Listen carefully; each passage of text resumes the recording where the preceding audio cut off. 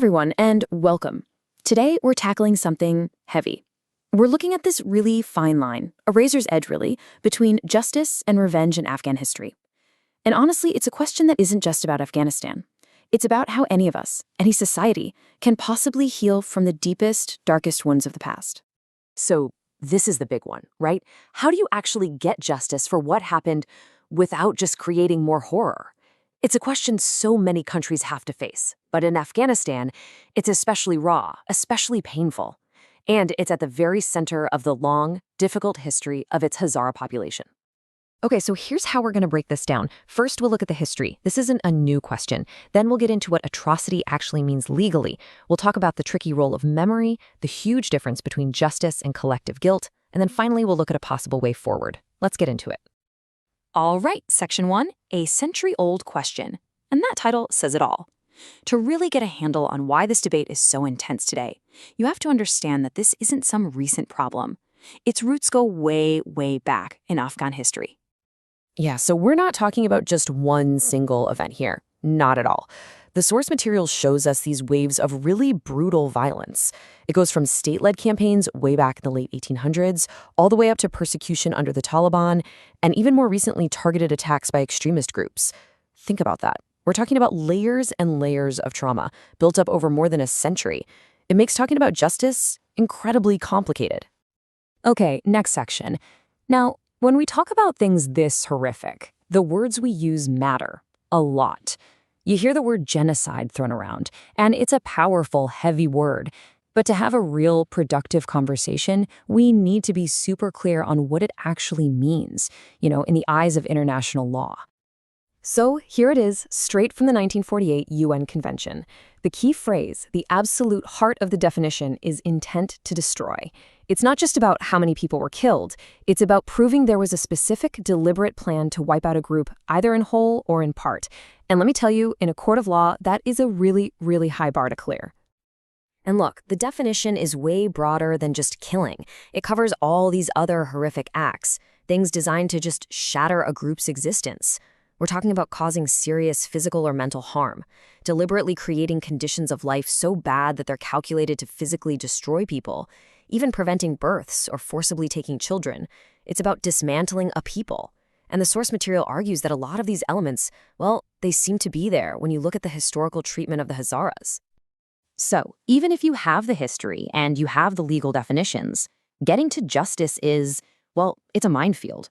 And that brings us to our next section, the perils of memory. Because how we remember the past, and maybe more importantly, how we talk about it, creates some huge challenges. The source points out two big traps that people fall into. On one side, you've got folks who might misuse the cause.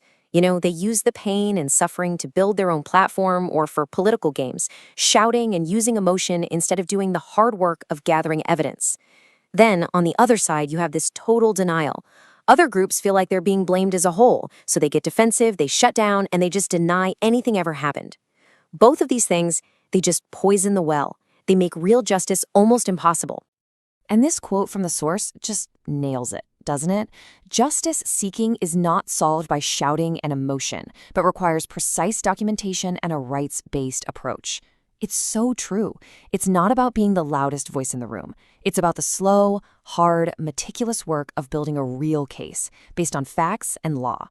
Which leads us right into our next section, and this is probably the most important point of this whole explainer. It's the absolutely critical difference between seeking justice and assigning collective guilt. Getting this right is everything if you want to stop the cycle of violence. So let's break this down. On one side, you have this idea of collective guilt. It's the trap of blaming an entire ethnic group, like all Pashtuns, for example, for what a few leaders did a long time ago. It's not just wrong legally, it's incredibly dangerous for a society. But then on the other side, you have the actual principle of justice, and that's all about individual guilt. It means you find the specific people who did the crimes, you use documented evidence, and you hold them accountable. That's how the law works. And this is why getting the history right is so important. The source makes a fascinating point. Abdur Rahman Khan's army wasn't just one ethnicity, it was multi-ethnic. So right away, that complicates the whole one group versus another narrative. The The real issue wasn't the ethnicity of the soldiers. It was the specific, unique intent of the campaign against the Hazaras, an intent that was actually backed by religious fatwas calling for their destruction. That's a level of hatred that wasn't directed at other groups. Okay, so if you can't blame an entire ethnic group, then who is responsible? Well, this is where the conversation shifts. It moves away from the people who carried out the orders and focuses on the institution that gave them, the state. Think about Germany after World War II. The German state, not every German citizen, but the state, accepted responsibility for the horrific crimes of the Nazis. The argument in our source material is that the same logic applies here. The Afghan state, no matter who is in charge, has this ongoing duty, a civil and political responsibility, to address these historical wrongs, to acknowledge what happened, and help heal the wounds. So we've looked at the history, the legal definitions, the traps. So what's the solution? How do you actually move forward? That brings us to our final section, the path to reconciliation. It really comes down to a 4-step process. Step 1, a total commitment to evidence. Base every claim on facts, not just loud rhetoric. Step 2, focus on the individual actors. Pinpoint the actual perpetrators. Don't just paint with a broad brush. Step 3, the state has to step up. It has a responsibility to provide things like reparations and symbolic healing.